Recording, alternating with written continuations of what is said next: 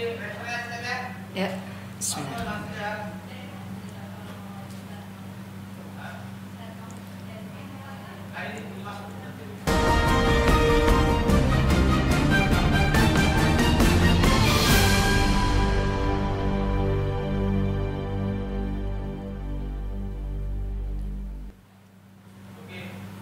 Assalamualaikum warahmatullahi wabarakatuh. Selamat pagi, salam sejahtera untuk kita semua.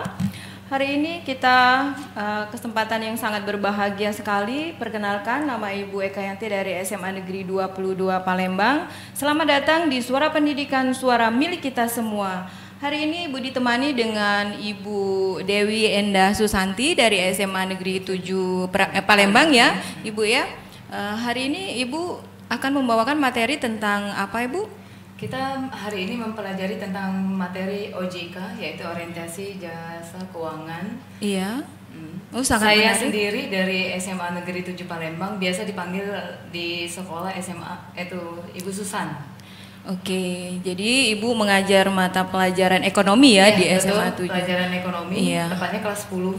Iya, jadi hari ini Ibu akan menyampaikan materi tentang otoritas jasa keuangan. Mungkin hari ini para siswa-siswi kita sudah tidak sabar lagi untuk mendengarkan penjelasan Ibu tentang OJK ini. Kepada Ibu Dewi Endah Susanti, silakan Ibu untuk menyampaikan materinya. Oke. Selamat pagi seluruh peserta didik seluruh Indonesia. Saya di sini akan menjabarkan materi. Tapi sebelum menjabarkan materi, kita buka dulu yang lagi viral sekarang dari kemarin sampai sekarang sih. Kayak Ibu Eka pernah nggak dapat SMS atau WA untuk diiming-imingin pinjaman online? Oh iya, banyak sekali Banyak Bu. ya? Saya iya. Itu kadang sehari itu bisa sampai lebih dari 2 kali saya dapat SMS atau WA dari WA gitu kan. Nah, artinya kan setiap konsumen di luar sana kan pasti mengalami seperti ini. Nah, sekarang kok masih ada nih korban-korban istilah itu terjebak nih di pinjaman online. Kira-kira nih ya Bu Eka, apa sih penyebabnya orang itu, konsumen itu tergiur nih mau pinjem online? Kalau menurut Bu Eka sebagai konsumen nih. Iya. Iya sih, fenomena pinjol ya, Iya, Bu pinjol. ya, Bu Dewi ya. Itu memang kalau dilihat dari fenomena itu, ya kalau dari segi semacam oase bagi orang yang memang membutuhkan, tapi kan? di satu sisi itu bisa menjadi bumerang gitu ya, Bu ya. Nah. Iya, jadi Artinya kan istilahnya tuh pinjam uang secara cepat tanpa ada jaminan kan di sini kan. Enggak perlu yang istilahnya jaminan motor, jaminan mobil atau rumah dan investasi yang lain. Nah, di sini tugasnya OJK untuk melindungi konsumen seperti kita. Lembaganya melindungi seperti kita ini biar jangan terjerumus berkali-kali, karena bukan di konsumen saja yang si pinjam saja yang nanti yang kena. Kontak langsung dari WA atau kontak langsung dari telepon kita itu langsung dihacker oleh si lembaga peminjam online tersebut. Nah, ini tugasnya yang namanya OJK ini, melindungi konsumen. Nah, nanti kita jabarkan di sini hari ini, yaitu apa sih pengertian OJK? OJK ada orientasi jasa keuangan, yaitu lembaga yang independen. Kalau dilihat nanti di slide ini, independen dan bebas dari campur tangan pihak yang lain, yang mempunyai tugas, fungsi, dan wewenang mengatur pengawasan, pemeriksaan, dan penyelidikan. Artinya, nih OJK kita ada hukumnya atau dilindungi oleh pemerintah, bukan sembarang mendirikan organisasi atau kalau di sekolah itu kayak eskul, nggak sembarangan. Ini ada hukumnya dan dilindungi oleh pemerintah. Kalau lihat lagi ini sejarah dan latar belakangnya pendirian OJK, yang pertama yang pasti ini ada 2 penyebab, yaitu 2 penyebab utama melatar belakangi berdirinya OJK ini, yaitu yang pertama adalah munculnya ketidakpuasan dan kekecewaan terhadap fungsi pengawasan BI. Nah, di sini maksudnya BI tidak bisa nih mengontrol semua bank-bank atau lembaga keuangan di bawah dari BI, tidak bisa. Nah, dengan cara ada lembaga lain yaitu OJK, fungsinya teralihkan yaitu OJK yang menyelidiki atau isinya berwenang untuk lembaga-lembaga keuangan yang lainnya di bawah dari BI. Nah, kamu dilihat lagi nak, di sini adalah sesuai dengan ada undang-undangnya. Sesuai dengan Undang-Undang Nomor 3 Tahun 2004 tentang BI yang menyatakan bahwa tugas mengawasi bank akan dilakukan oleh lembaga pengawasan sektor jasa keuangan yang independen. Artinya nih, OJK ini bukan sembarangan, independen. Kita sebagai konsumen, nih kalau misalnya nih Bu Eka nih mengalami dapat nih WA ancaman, padahal bukan Bu Eka nih yang minjem, teman Bu Eka. Nah, Ibu Eka boleh dong ngomong, mengajukan informasi atau nih keluhan ke OJK, bisa. Iya. OJK langsung istilahnya menanggapin istilahnya itu apa-apa saja yang dikeluhkan oleh konsumen. Iya. Apa-apa jadi keluhan ibu, misalnya ancaman, istilahnya tuh sudah merusak citra, Iya. mengancam keluarga yang di rumah, boleh. Nanti nih kalau di emailnya nih ada OJK atau WA pribadinya OJK nih, boleh anak-anak nyatet 0811 51 15 7157 atau email konsumennya ada @ojk.co.id. Silakan nih konsumen atau nih siswa, boleh juga guru atau peserta didik yang lainnya, kalau mengalami seperti ini silakan hubungi OJK secara langsung. Biasanya nanti OJK langsung menjawabnya.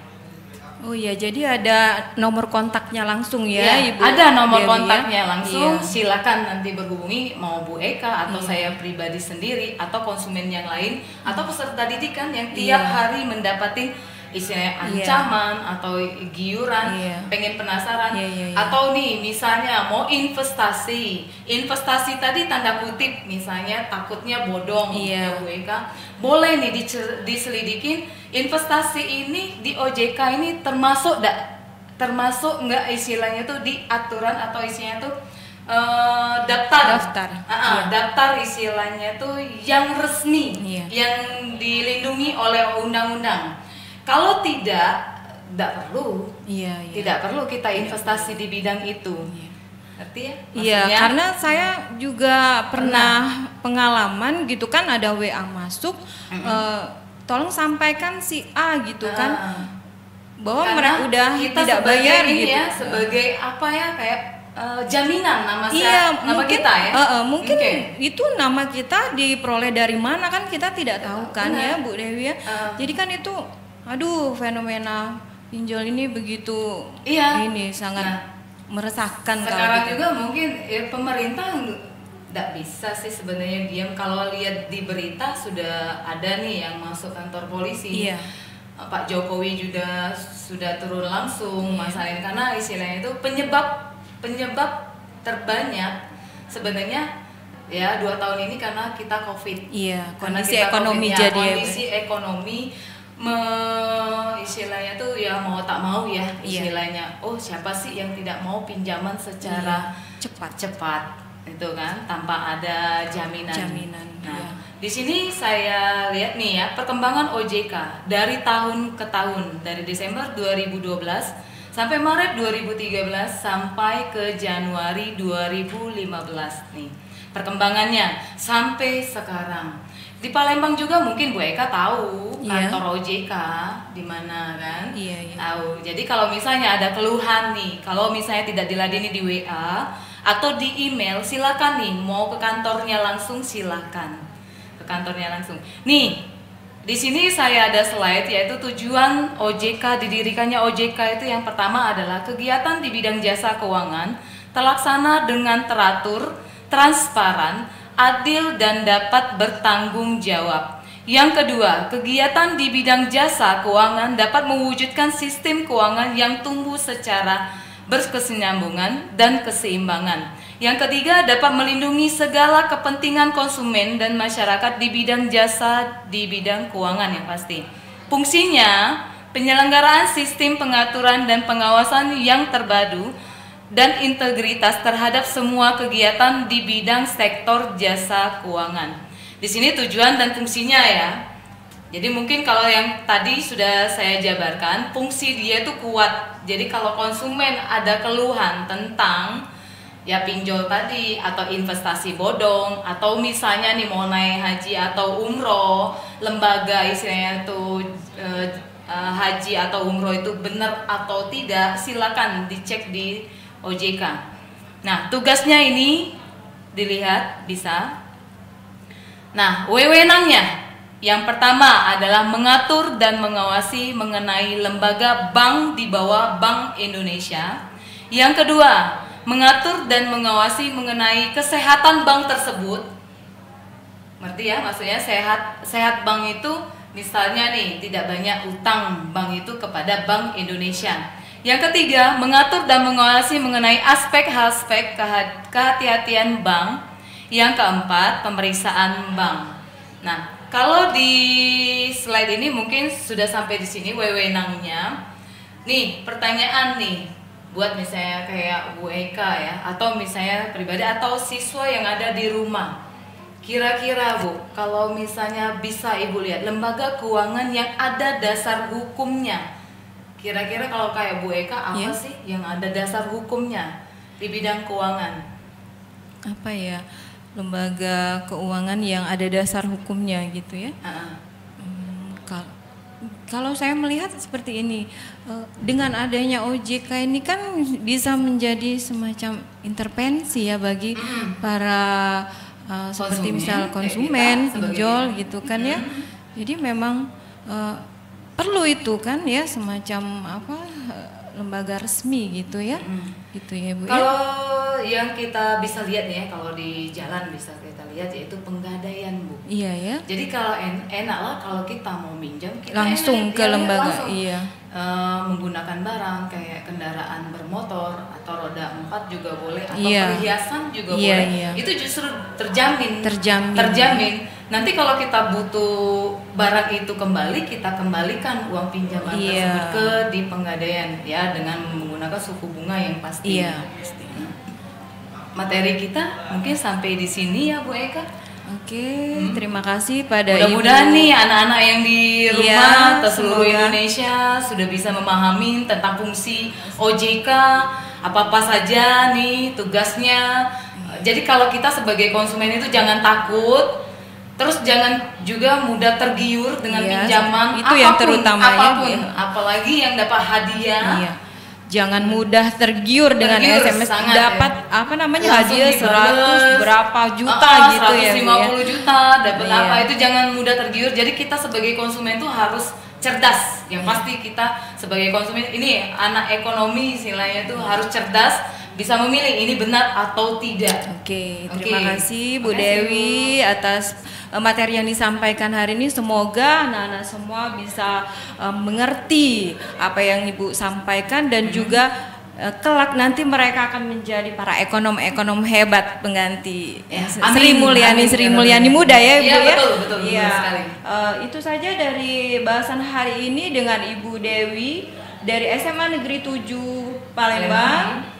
Terima kasih. Wassalamualaikum warahmatullahi wabarakatuh. Waalaikumsalam warahmatullahi wabarakatuh.